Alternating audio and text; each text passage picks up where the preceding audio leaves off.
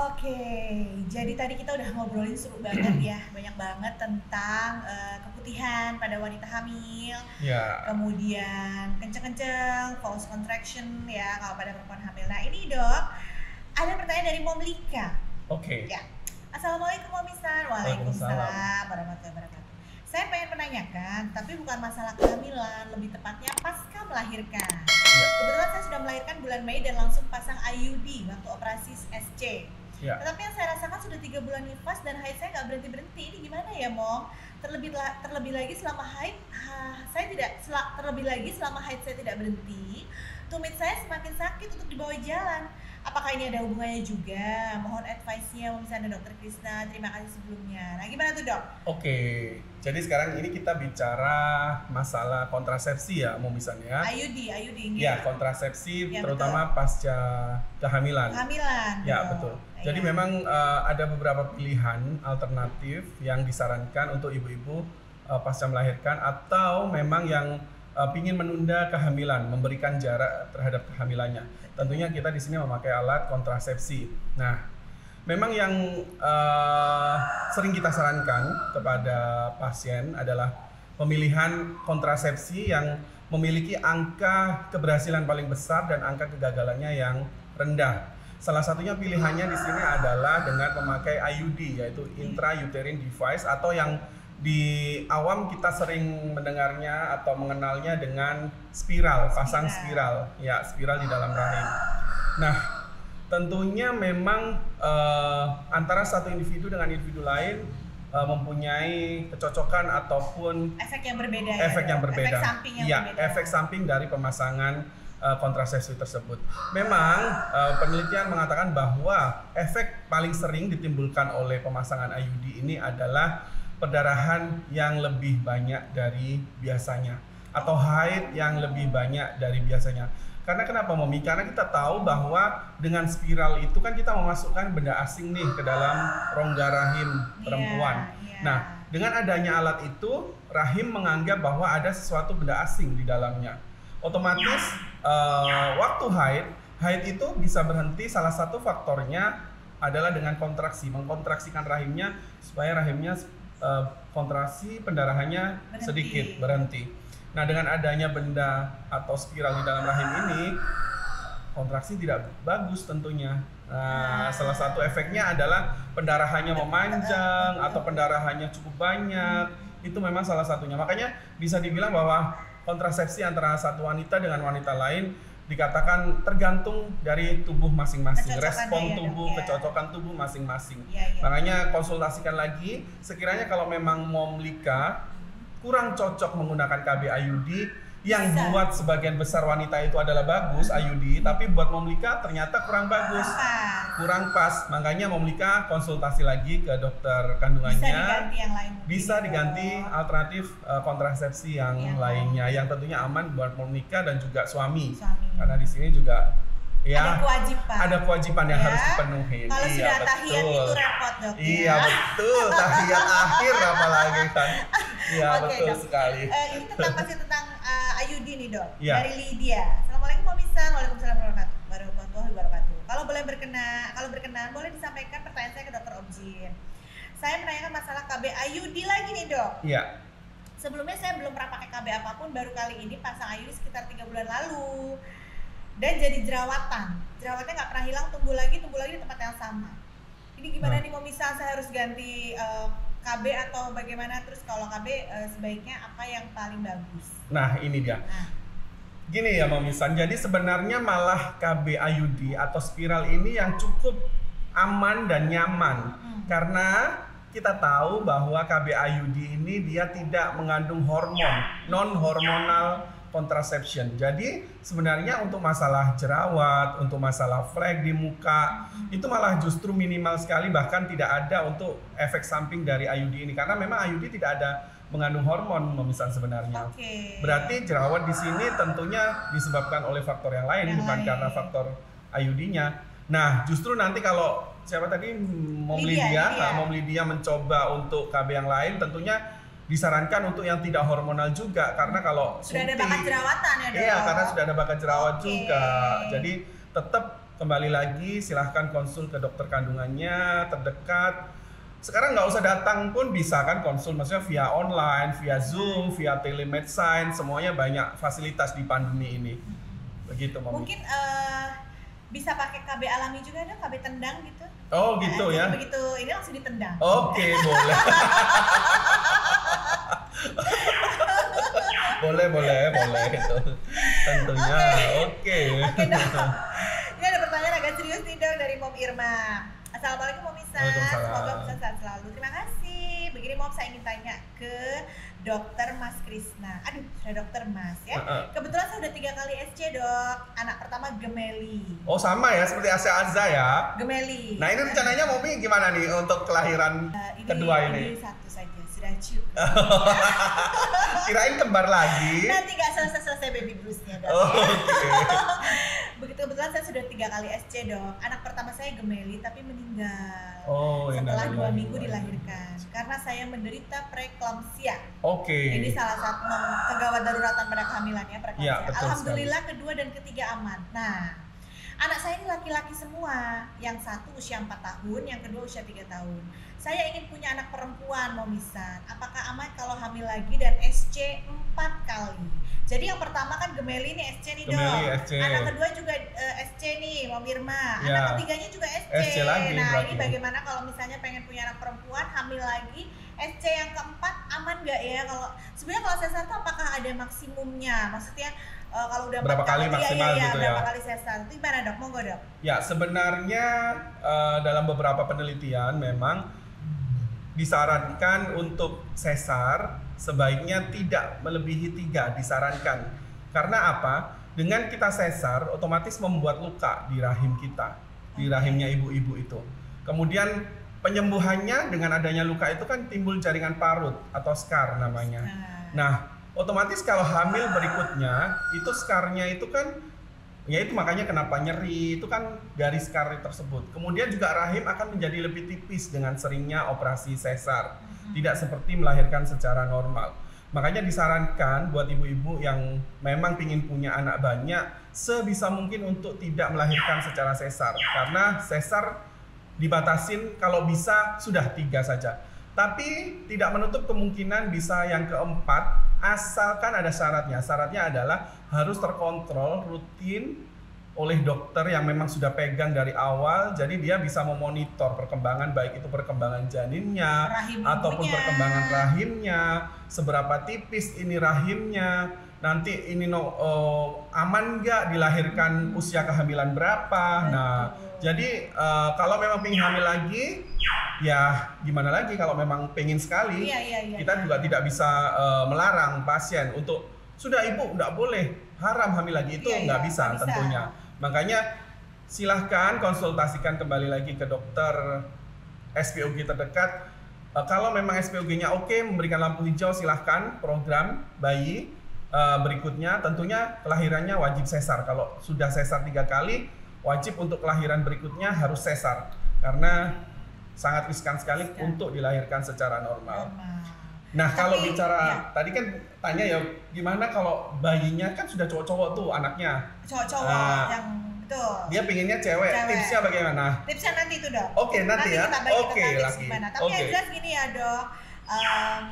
Sometimes ya, karena saya sendiri kan punya anak 8 tahun. Saya dan suami kan baru anak pertama ya, beri anak ya? itu setelah 8 tahun pernikahan. 8 tahun pernikahan. Setelah 8 tahun pernikahan, mencoba IVF sampai 8 kali baru dikasih. Bayi tabung 8 bayi tabung kali. 8 kali dikasih. Asya dan Azza kembar. Keluarnya Asa dan Azza. Sudah. Ya, saya yang baby blue, saya yang ini mukanya miripnya ke bapaknya. Takdir yang berbeda. Enggak, Asa kayak Momi kok. Asa kan Momi, Azza kan Bapak HM. Ketiplek Bapak HM. Iya, ya. betul. Tapi gini Dok, perlu juga kita memberikan semangat pada ibu-ibu atau apa ya, pencerahan atau mungkin sharingan bahwa kita mensyukuri apa yang kita miliki.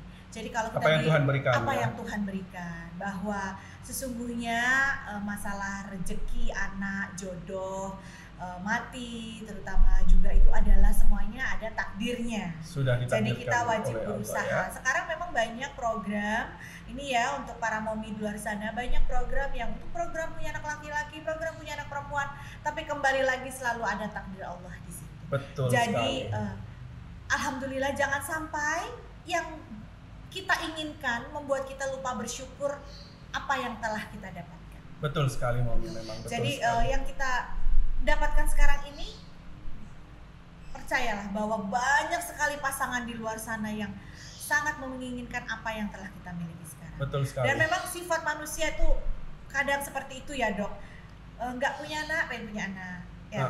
Atau ya nggak punya anak, belum dikasih anak belum pengen puas-puas punya ya anak, istilahnya. udah punya anak perempuan pengen laki-laki, pengen laki-laki punya perempuan, gitu ya. Belum masih jomblo pengen nikah, sudah nikah pengen nambah, ya kan? Ya, saya nggak nyindir siapa-siapa loh di sini. Ya saya nggak nyindir mas-masnya ini enggak. Ya. Sudah nikah satu pengen nambah. Seperti dokter Krisna belum menikah pengen menikah. Ya. Tapi di sini sudah menikah nanti ada yang kepengen nambah. Jadi bagaimana ya? Jadi gitu, jadi sebaiknya mensyukuri apa yang dimiliki. Keinginan menginginkan boleh, tapi jangan sampai keinginan kita itu nanti pada akhirnya membuat kita jadi lupa bersyukur. Ya kan dok sekali. ya dok ya. Apalagi ini tentang keturunan yang sangat berkaitan erat dengan rezeki yang telah diatur oleh Gusti Allah. Ya, Gitu ya dokter sekali, ya. betul sekali. Nah kemudian ini ada nih dok dari Mam Indah. Oke. Assalamualaikum. Waalaikumsalam. Mohon maaf Mam, mau tanya, ipar saya juga 2 kali keguguran. 2 kali Ya, keguguran. kebetulan saya punya ipar dok, Oh ya. keguguran, betul. sering keguguran. Ternyata terindikasi autoimun. Nah, yang pertama ini ipar saya ini usia kandungan 7 bulan, yang kedua usia 4 bulan. Apa mungkin ipar saya menderita autoimun ya? Seperti iparnya momisan. Sharing dong tentang bahaya autoimun buat kandungan. Soalnya kemarin udah cek lab katanya baik-baik saja. Ini bukan masalah benihnya kata dokter, tapi masalah ada di ibunya. Nah ini gak dijelaskan masalah di ibunya apa nih, ada kista kah, endometriosis kah, atau apa ya dok ya? Iya. Terus pemeriksaan apa yang harus kakak ipar saya lakukan? Mohon tolong ditanyakan kepada dokter Krisna. Nah ini sepertinya kalau dari ceritanya nih dok, ini iparnya belum punya anak, tapi sudah 2 kali hamil dan 2 kali keguguran. Iya, Nah ini gimana betul nih sekali. dok? Yang pertama dulu, apa mungkin menderita autoimun dan apa yang harus dilakukan untuk pemeriksaan tentang autoimun ini? Baik, kalau kita sekarang bicara tentang keguguran ya, tentunya juga penyebabnya cukup banyak sekali ya masalah keguguran. Apalagi kalau sudah 2 kali lebih, itu kita menyebutnya sebagai recurrent pregnancy loss. Jadi 2 kali atau lebih keguguran berturut-turut dalam riwayat kehamilannya. Tentunya kita harus mengeksplor, mengevaluasi semuanya. Baik itu dari faktor sang ibu tentunya lebih banyak dan juga dari faktor sang ayah. Karena kita tahu bahwa kehamilan di sini tidak hanya dari faktor ibu. Tentunya kita perlu sperma, sel sperma dari sang ayah. Makanya semua harus dicekkan. Jadi A to Z-nya A to Z-nya harus dicek, harus dievaluasi lagi, harus dieksplorasi lebih dalam lagi. Kira-kira penyebab kegugurannya ini apa? Jadi nggak Nah, bisa kalau seperti itu. keguguran, ya pasangan keguguran terus bilangnya ini pasti gara-gara istri, ini pasti gara-gara suami itu. Nah, itu dia. Ya, Iya. dok, it's not Selama fair, ini ya, menyalahkan salah satu pihak betul sekali. karena bagaimanapun kontribusi yang diberikan itu harus sama bagusnya oleh kedua belah pihak. Baik, sel telur maupun sel spermanya sel telur Mami. maupun sel Iya, spermanya betul sekali. untuk mendapatkan janin yang Kualitas embrio yang bagus, janin yang berkembang nanti. sempurna Iya, dengan betul kualitas sekali. yang bagus. Iya, Ya, betul jadi sekali. monggo konsultasi ke Objin. Iya, untuk salah satu pemeriksaan faktornya memang autoimun Momi. Seperti kita Autoimun. tahu bahwa iparnya Momi kan ya ada yang autoimun tersebut. autoimun. Memang cukup banyak sekali yang harus diperiksa. Kalau apalagi di sini dicurigai ke arah autoimun. Panel-panel laboratnya itu cukup banyak sekali untuk diperiksakan. Mungkin untuk lebih jelasnya, bunda-bunda atau momi-momi di rumah atau yang punya saudara mengalami masalah keguguran yang berulang, itu perlu untuk lebih dalam lagi untuk memeriksakan apa sih penyebabnya. Apa sih Betul penyebab sekali. keguguran berulang? Oke. Iya. Nah, ini tentang placenta previa nih dok, oleh Iya. Mam Atika. Ya, kenapa akhir-akhir ini dokter atau momi banyak sekali kasus kandungan placenta previa? Apa solusinya buat ibu-ibu yang mau promil supaya terhindar dari placenta previa? Terima kasih. Baik, dok. Jadi saya pernah waktu saya hamil Asya Aja itu pernah pergi ke rumah sakit kontrol dan ada pasien di UGD hamil menderita plasenta previa. Jadi katanya semakin besar usia kandungan, pendarahan juga semakin hebat. Iya. Karena menderita plasenta previa. Nah, monggo nih dok, sebenarnya plasenta previa itu apa? Secara singkat bisa dijelaskan. Dan juga solusinya buat ibu-ibu yang mau promil gimana nih supaya tidak menderita plasenta previa, karena itu pasti berat sekali gitu. Iya, menjadi suatu momok. Suatu ya, momok. gitu ya. Baik. Monggo dok. Ya, perlu diberikan sedikit gambaran di depan bahwa sebenarnya plasenta previa itu apa sih sebenarnya? Cuman sekarang masyarakat sudah cukup banyak tahu ya, sudah datang ke praktekan tiba-tiba, dok saya ini plasenta previa. Wah, berarti pengetahuannya tentang plasenta previa sudah cukup bagus, sudah luar biasa nih ya kan.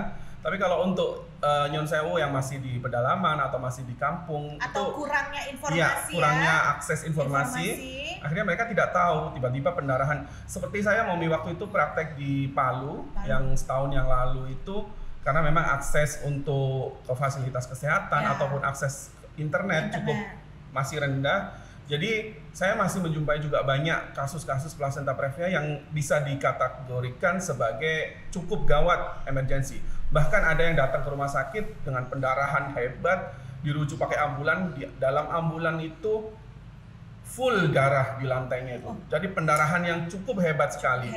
Dan HB sisa 2 waktu itu. Coba dibayangkan, HB sisa 2. Akhirnya kita perlu darah otomatis kan, harus transfusi, dan kita tidak sedia darah di pedalaman. Tidak prepare untuk menghadapi kasus plasenta previa. Jadi cukup emergency dan cukup gawat darurat memang kalau kasus plasenta previa. Nah, plasenta previa itu apa sih sebenarnya? Mungkin yang belum paham, kita berikan sedikit gambaran bahwa plasenta previa ini berarti plasenta itu melekatnya tidak di dalam posisi yang bagus. Nah, posisi yang normal diharapkan seharusnya itu di bagian atas dari rahim, dinding atas. Jadi di fundus bilangnya. Nah, plasenta previa ini fundus dari rahimnya ya, di ujung atas. Nah, kalau plasenta previa ini dia lebih melekatnya itu di bagian bawah, segmen bawah rahim. Nah, plasenta previa sendiri terbagi dari beberapa. Ada yang memang cuma nutupnya itu sebagian di jalan lahir, atau memang dia nutup plek di dalam jalan lahir tersebut. Nah, itu dia. Jadi memang kita tidak bisa memprediksi ya. Saya hamil nih misalkan, pasien hamil, bisa nggak sih dok saya mencegah plasenta previa? Sebenarnya kalau mencegah tidak bisa, cuman ada faktor-faktor di mana memang membuat plasenta itu kenapa jadi suka melekat di bawah. Salah satunya misalkan, ya faktornya, dia sering sekali hamil sudah, anaknya misalkan 5 atau lebih, otomatis kan yang awal-awal mungkin bisa nempel di atas, karena di atas ini vaskularnya atau suplai darah dan oksigenan nanti buat bayinya itu bagus, dia melekat di atas untuk hamil-hamil awal. Tapi setelah semakin banyak anak, otomatis nanti tempat melekatnya ini istilahnya sudah habis. Sudah nggak ada pilihan lagi, mau tidak mau akhirnya menempellah di bawah tersebut. Nah, di bawah itu kan jalan lahir di mana nanti kepala melewati untuk lahir. Nah, kalau dia melengket di bawah, plasentanya itu dikatakan plasenta previa. Memang yang paling ditakutkan adalah terjadinya pendarahan. Begitu kontraksi, ada bagian dari ari-ari atau plasenta ini yang lepas, otomatis darah yang akan keluar terlebih dahulu. Jadi kalimat banyak anak banyak rezeki juga ada buntut resikonya ya dok. Ada resikonya, betul sekali. Plasenta previa. Iya, banyak anak. Banyak plasenta previa. Banyak anak banyak rezeki tapi juga banyak resikonya. Resikonya plasenta previa, jadi itu harus disambung ya. Iya, betul sekali. Baik, terima kasih. Ya, dokter, sekarang itu. kita agak ringan nih ya. Kita ngobrol agak ringan. Ini dari Mom Yanita. Assalamualaikum Mom Isan. Waalaikumsalam warahmatullahi wabarakatuh. Menyambung pertanyaan seputar kandungan, apakah ada kemungkinan seseorang dapat memiliki anak kembar tanpa ada silsilah keluarga yang memilikinya? Thank you Mom Isan. Jadi dok ya, saya tuh memang kalau dulu ya ke mall gitu, waktu saya belum ada Asy Azam, terus saya lihat ada yang punya anak kembar, terus saya selalu gini, aduh lucunya, terus tapi mamanya tuh selalu ya. Senyumnya nggak ikhlas ya? Nggak enak gitu. Kayak Bu Tejo. Kayak Yuning terakhir kan. Kayak Yuning. Terus saya tuh gini, kenapa sih gitu kan? Kok kan anaknya disapa ya, dipuji, kok ibunya tuh kayaknya bahkan terlalu lelah untuk tersenyum gitu. Iya. Tapi dan setelah akhirnya jeng gitu kan. Ya kan para takdung. Si Aza ya boro-boro mau senyum manis sama orang yang menyapa ya kan, benerin posisi jilbab yang menceng kanan kiri kayak kena tsunami aja. Akhirnya Momisa mengalami sendiri hal itu ya. Kan? Oke. Begitu ada orang yang aduh kembar ya lucu banget. Dalam hati saya udah gini, iya dilihat 1 menit lucu, coba 1 minggu. Aduh. Tapi ya itulah, kalau nggak Intermezzo ya. lelah dan capek itu manusiawi ya. Betul Itu sekali. sudah sunatullah, kalau punya anak itu pasti capek. Nggak ada yang aku punya anak aku nggak capek hore, itu nggak ada. Pasti ada Iya, lelahnya, tapi tetap rasa syukur itu ada. Cuman tetap sih ya Dok, kalau misalnya ada yang aduh lucu ya pengen punya anak kembar, dalam hati saya really coba dulu deh gitu kan. Karena saya kebetulan punya grup WhatsApp Dok, isinya adalah mom of twins, ada yang 2, ada yang triplet, ada yang quadruplet, 4, ada yang 5. Oh, Luar biasa. Jadi kita tahu sekali bagaimana serba-serbi warna-warni ya, mempunyai rasanya, baby rasa twin, ya. macam-macamnya, punya anak lebih dari 1 dalam satu waktu sekaligus dengan usia yang sama dan segala macam ini. Momen masih berharap kembar lagi ini? Tidak. Terima kasih matur nuwun Gusti Allah, sudah bisa saja. Baru mulai napas. Dok, ini baru mulai bisa pakai lipstik agak genah kok, dikasih kembar lagi. Dok. Pakai jilbabnya biar ada cantik ini. Satu aja sudah. Sudah, satu aja ya. Gitu, jadi gimana nih Dok? Kembali lagi ke pertanyaan, mungkin nggak sih punya anak kembar tanpa ada silsilah keluarga yang memilikinya? Monggo Dok. Baik, ya. Jadi sekarang kita berbicara untuk program bayi kembar ya.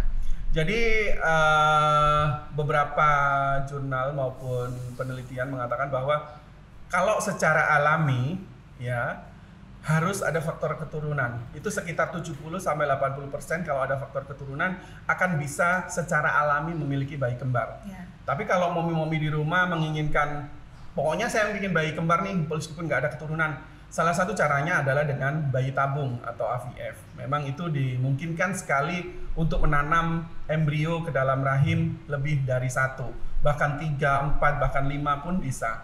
Makanya kalau tidak ada faktor keturunan agak susah secara alami. Tapi kalau secara bayi tabung masih ada kemungkinan memang. Bisa ya. Atau kadang secara alami tidak ada keturunan tapi kita ada namanya induksi ovulasi. Nah, kita membuat sel telur itu lebih besar. Nah, karena obat yang kita berikan, akhirnya sel telur dalam satu waktu ovulasi bisa keluar 2, kanan dan kiri sama-sama besar, akhirnya sama-sama pecah. Akhirnya dibuahin oleh 2 sperma, bisalah terjadi bayi kembar. Ibu saya kebetulan hamil kembar alami. Jadi kakak alami, saya ini kembar ya? Dok. Saya ini 3 bersaudara, kakak saya laki-laki kembar. Kemudian saya perempuan sendiri. Iya. Memang kelihatannya enak ya, capeknya bareng, gitu kan, apanya bareng. Iya. Tapi ya iya, Momi yang ya sudah kan mengalaminya sendiri ya.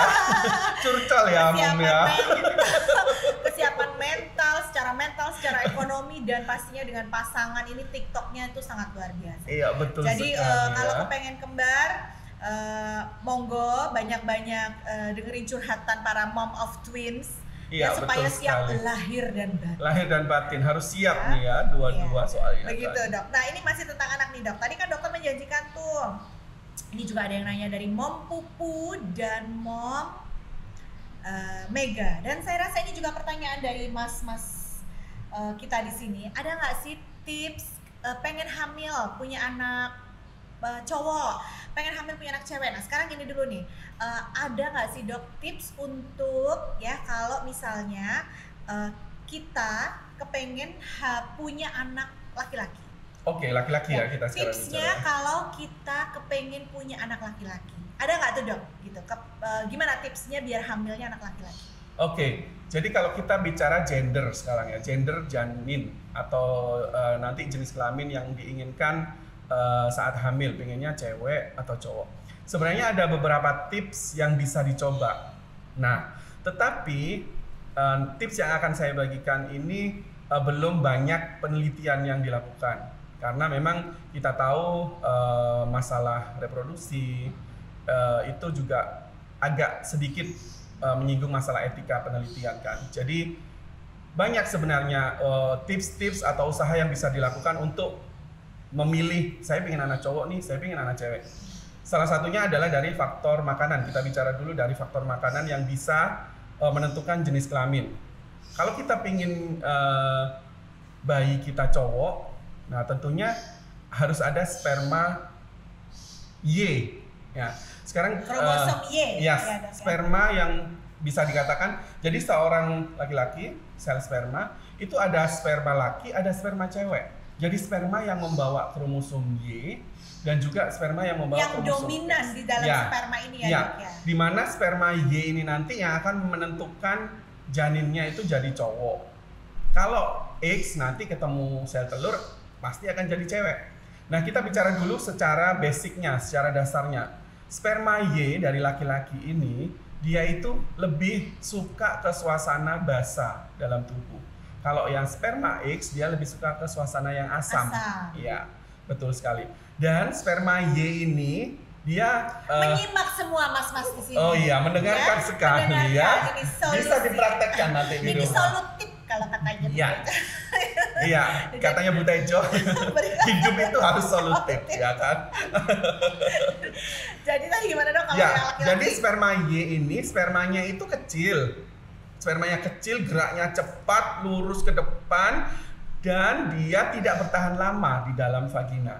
Usianya mungkin dikatakan cuma 1 hari saja. Jadi sperma Y, di mana dia akan menentukan bayi cowok. Tapi kalau sperma X kebalikannya, dia lebih bertahan hidup, kemudian geraknya tidak seberapa cepat, biasanya bentuk kepalanya lebih besar. Itu kalau kita amati di bawah mikroskop ya.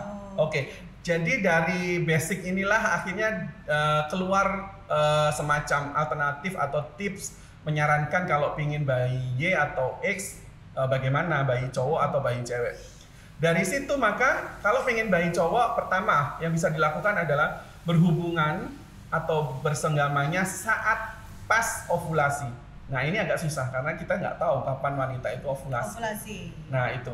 Kedua, faktor makanan yang bisa dimakan adalah karena sperma Y ini menyukai suasana yang basah, maka makanan-makanan yang dimakan seyogyanya bisa dirubah ke dalam tubuh ini menjadi basah. Misalkan contohnya adalah daging merah. Nah, daging-dagingan. Ini daging merah, daging-dagingan ini bagus buat program bayi cowok.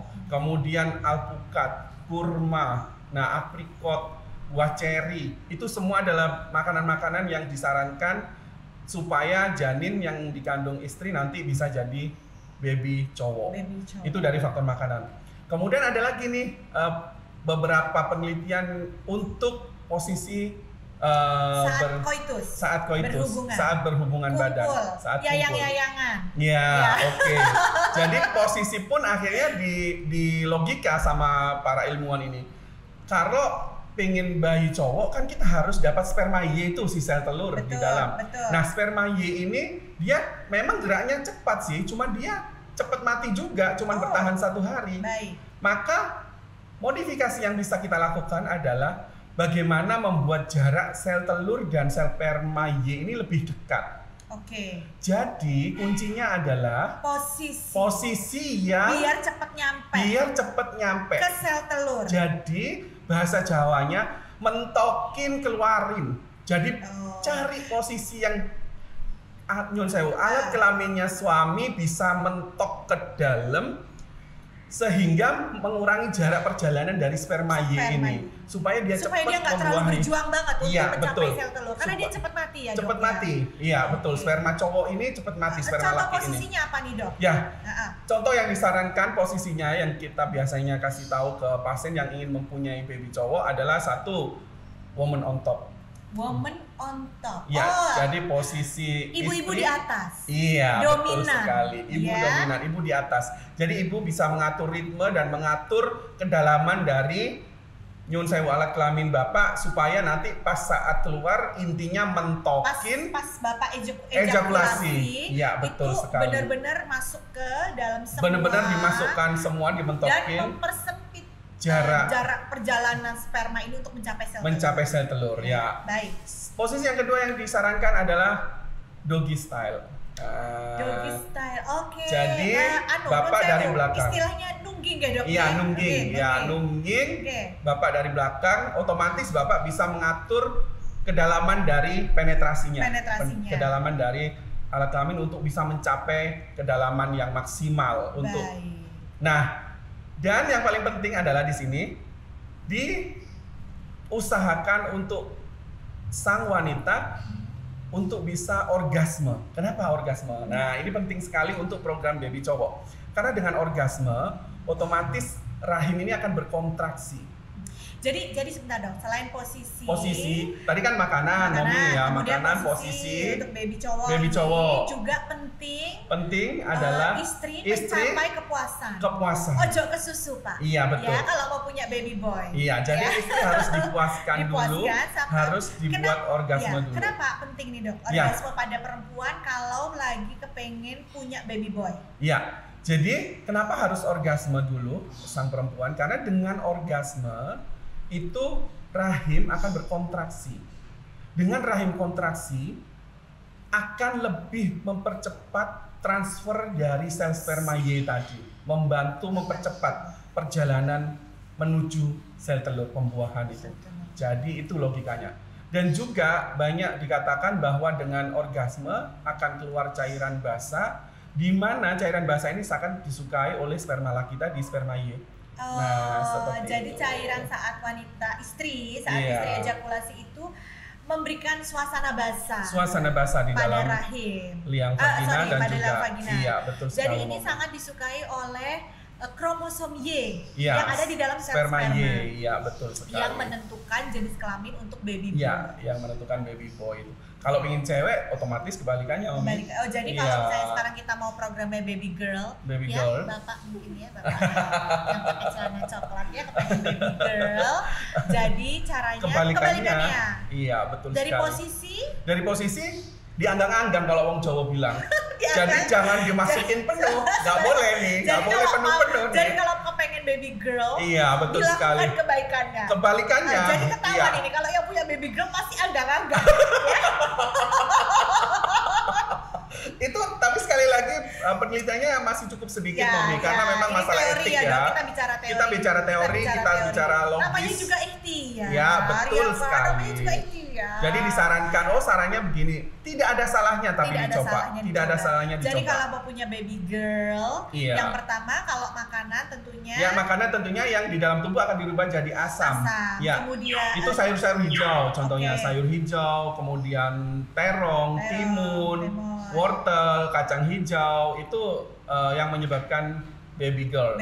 Jadi yang asam-asam yang di dalam tubuh ya. Itu dari makanan. Kalau kepengen baby girl juga posisi saat senggama, saat koitus berhubungan ya. Otomatis tadi seperti kita bilang bahwa supaya tidak masuk full, tidak penetrasi full. Jadi cari posisi-posisi di mana sekiranya alat kelamin Bapak tidak masuk full ke dalam liang vagina istri. Jadi mungkin yang disarankan mungkin bisa posisi yang misionaris atau istri di bawah. Nah itu kan juga bisa mengatur kedalaman. Jadi itu juga apalagi kalau nyun sewu istrinya agak bohai begitu kan akhirnya agak kesusahan tuh untuk penetrasinya. Nah itu juga bisa menyebabkan baby girl. Kemudian posisi namanya spooning, jadi menyendok dari belakang. Nah itu juga kan alat kelamin sedikit yang masuk ke dalam liang vagina. Jadi ini agak-agak bicaranya agak-agak nyun sewu sekali lagi agak-agak. Ini kan memang harus dibicarakan Dok. Ini pengetahuan gitu, pengetahuan.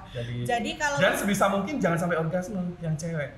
Nah, cepet-cepet. Jadi kalau pengen baby girl, cepet-cepet udah ayo Mommy. Ayo undang keluarkan. Nah, begitu. Jangan menikmati ya kan. Bapak-bapak ya kalau misalnya pengen punya baby boy, jangan datang kantor capek ngajak kumpul nanti tadinya bayinya wedok meneh ya kan. Jadi kalau mau baby boy harus di ini secara teori ya. Secara teori harus diprogram. Bapaknya fit, istrinya fit, dua-duanya mencapai kepuasan yang maksimal ya. Kemudian makanan juga sudah diatur tentunya dengan healthy lifestyle juga ya Dok sekali. Ya gitu. Dan juga untuk program ini makanan sebenarnya cukup berperan.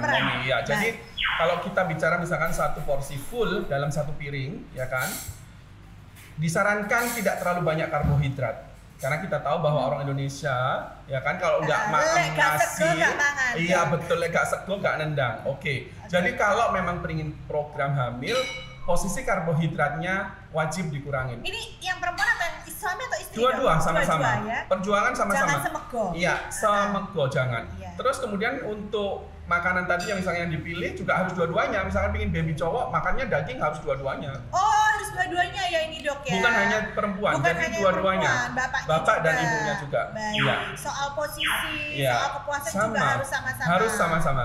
Oh, Ya, kembali lagi ke porsi tadi ya Mami ya. Kalau satu piring full lingkar itu kalau mau program karbohidrat diperbolehkan maksimal hanya 1/4 piring saja.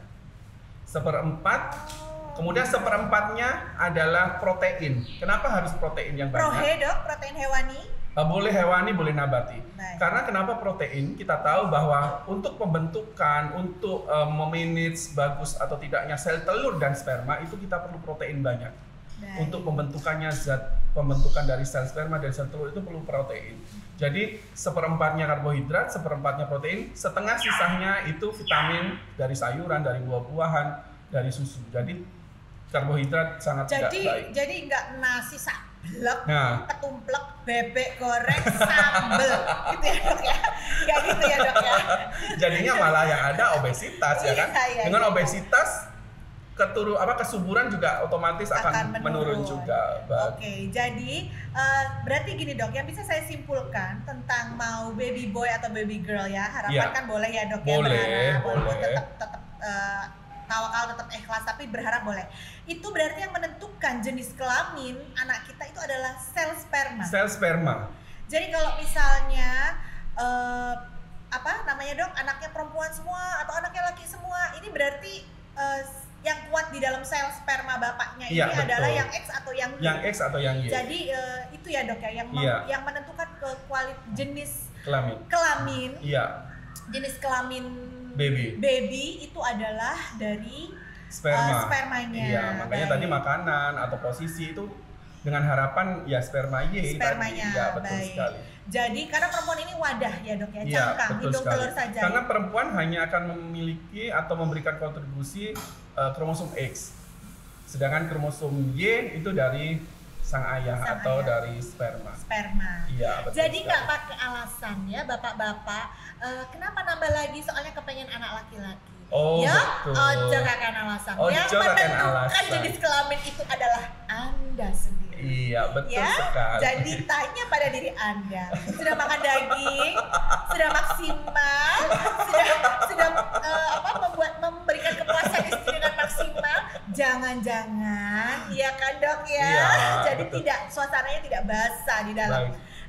Karena selama ini kan memang banyak sekali juga pasien yang mengeluh, dok, suami saya nggak pernah mau nih diajak periksa untuk program hamil segala macam. Karena kita tahu bahwa memang nyun sewu egonya laki-laki cukup tinggi di sini kan. Berarti kalau nggak hamil yang disalahin ya perempuannya pasti. Sekarang harus dirubah mindset tersebut. Karena perlu hamil itu adalah perlu dua-duanya. Yang kepengen punya anak kan dua-duanya. Oke. Jadi dok, karena yang kepengen dua-duanya, ya kan Betul, dok ya. jadi Jadi usahanya dua-duanya periksa lah. harus ya. dua-duanya. Kan kalau Betul misalnya sekali. nanti ditemukan ada sesuatu kan bisa diterapi. Betul, Sekarang betul juga sekali. ilmu teknologi tentang fertilitas, Reproduksi. tentang reproduksi ini kan sudah Sudah sangat berkembang. cukup berkembang sekali sekarang. Wah, Jadi sumber juga sangat mudah untuk didapatkan. Ya, Dokter betul Objin sekali. juga banyak ya dok ya di Betul mana-mana. sekali. Jadi monggo untuk pasangan suami istri, bapak, ibu ya, jangan hanya tebak-tebak buah manggis. Ini salah siapa, itu salah siapa, ini kenapa, itu kenapa. Langsung aja ke ahlinya, ke spesialis Objin. Dengan pemeriksaan-pemeriksaan yang dilakukan akan lebih bisa memberikan kejelasan tentang keturunan, tentang ingin memiliki keturunan adalah promil ini atau apa yang terjadilah selama iya, betul sekali. program kehamilan ataupun kehamilan ini. Iya. Ya, jadi begitu bapak-bapak, ibu-ibu, momi semua udah jelas ya, mas-mas di sini ya, yang hanya punya anak perempuan, yang hanya punya anak laki-laki ya, jangan alasan. Ya, sudah jelas dari Dokter Objin kita hari ini, Dokter Krisna, memberikan pencerahan Begitu, terima Iya, kasih. nanti bisa dipraktekkan. Tidak ada salahnya, Tidak ada salahnya. mencoba. Namanya Kan juga manusia usaha. berikhtiar ya kan. Ikhtiar, ya? Semua kembali ke Allah Subhanahu wa taala Betul. untuk hasilnya. Jadi bawain pulang istri, kalau pulang kerja bawain pulang istri nasi goreng ya, biar seneng, biar happy ya, yang mau punya baby boy. Tapi sekali lagi loh Mami, nasinya sedikit aja, Nasinya sedikit sayurnya aja. sama ikannya yang banyak. Betul sekali. Ayamnya minta yang banyak, nasinya sedikit aja. Karena mau promil, kalau kebanyakan nasi nanti malah lebih susah lagi. Yang mau punya baby girl jangan jadi alasan aku mau punya anak perempuan jadi aku tak malas-malasan aja. Ayo aku saya kerja, jangan begitu ya.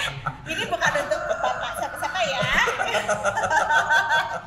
Matur nuwun dokter sekali lagi, Oke. Mobi semua yang sudah berpartisipasi, memberikan pertanyaan dan juga Mudah-mudahan sedikit memberikan manfaat ya Mami ya. Alhamdulillah ini banyak Kita sekali sharing. manfaatnya. Nanti kalau dokter Iya. bisa mengunjungi Bumi lagi akhir bulan ya dok ya kayaknya ya. Insya Allah.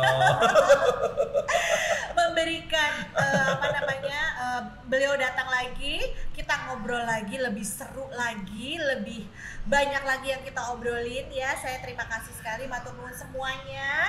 Ya. Juga kepada papanya Asya Azza ya, Papa Helmi Faisal yang sudah berkenan menampung pembicaraan curhatan para ibu-ibu di channel beliau di Ya. HF channel. Jangan lupa subscribe loh Mami Jangan ya. lupa subscribe Di kalau HF katanya Asya channel. Azza, like dan subscribe ya besties. Oke. Walaupun ini topiknya agak melenceng dengan yang biasa beliau tampilkan, tapi nggak apa-apa kan ini juga bermanfaat. Iya. Ya, terima kasih matur nuwun sekali lagi Dokter Ya, Krisna. sama-sama, Sehat selalu. Mami. Sehat Dan selalu. terakhir dari saya, kalau ada di sini mbak-mbak ya yang masih jomblo ya, jomblowati, pejuang single lillah ya, Dokter Krisna ini masih sendiri. Toh. Ya, bukan hanya masih sendiri, benar-benar sendiri ya. Jadi silakan saja. Beliau juga ada Instagramnya Krisna_Objin. Iya. Ya, nanti DM. Assalamualaikum dok. Gitu. Iya. Saya single lila gitu ya. Oke. Sama-sama. Promosi ya, Promosi. nggak ketinggalan Nggak promosinya ketinggalan. ya. Sahabat Oke. sendiri, kalau senang kita senang ya kan. Oke, Matur ya. nuwun sekali lagi semuanya. Terima kasih dokter, terima kasih semuanya. Sama-sama. Sampai ketemu lagi, Sama. semoga bermanfaat apa yang sedikit yang kita bicarakan hari ini, dan sampai ketemu lagi di topik berikutnya yang insya Allah juga akan membawa manfaat yang jauh lebih besar lagi. Amin. Begitu dok. Ya. Oke. Matur nuwun. Assalamualaikum warahmatullahi wabarakatuh. Waalaikumsalam warahmatullahi wabarakatuh.